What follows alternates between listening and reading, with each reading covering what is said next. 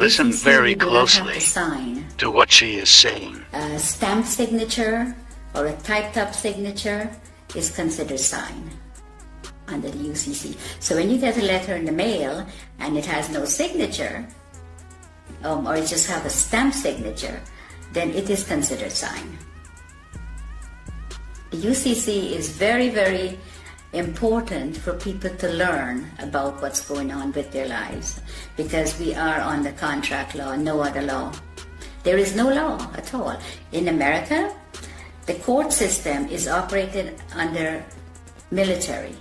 When you walk into a courtroom, I don't care which courtroom, if it's a higher court or a lower court, they're under the military. Now you walk in there and you're not a military member, and you're not told that you've been tried under the military. If you mention the Constitution, the judge says it does not apply in my courtroom. But you don't know what he's saying, because you don't know what they're doing to you when you're there. And all of that language is designed to confuse the hell out of you. Yes, it's designed under the UCC, and they know.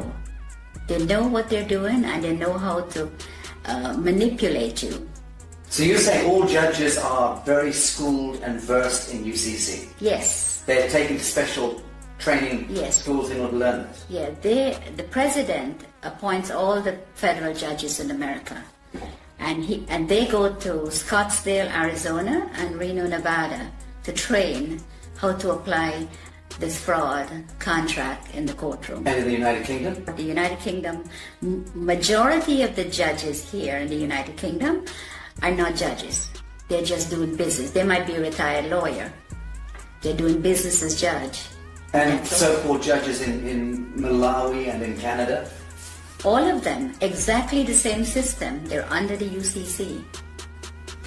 Okay, you try to go and discover your own birth bond, let's call it that, and you try to discover the true value. How does one go about doing that?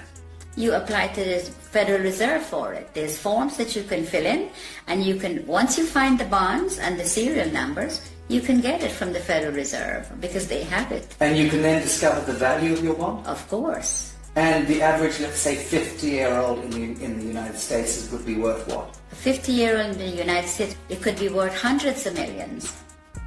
But one comment, if you go on the website and you put in your birth certificate number, and it comes up only one, you have hundreds of thousands of people are trading on it.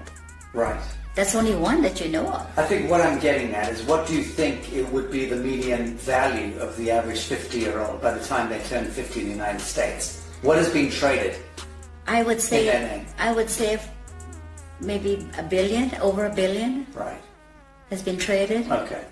Because when I checked, on one of my numbers is over 283,000 people are trading on it. Can you imagine how much money that is? So when we hear that the US has a debt of $23 trillion or whatever it is, that fictitious money was all pumped out of the air, but effectively it was discharged against the value of Yes. the people. Yes. Right, so that's where the fiction emerges. Yes. And it becomes this huge imbalance that no one quite understands. How on earth do we get that much money? They just made it up as they go along and tell us what they want to tell us. Yes, but they'll validate the making up of that money by, on paper, discharging it against the value of the citizenry. And the citizens' gold, our sovereign gold. We have gold. For every pound that if you weigh 8 pounds at birth, you have 8 pounds of gold set aside for you. Assigned to you by whom? By the Crown. In England? Yes. And in the United States? Yes. By the Treasury? Yes. And because the United States is owned by the Crown. Let's okay.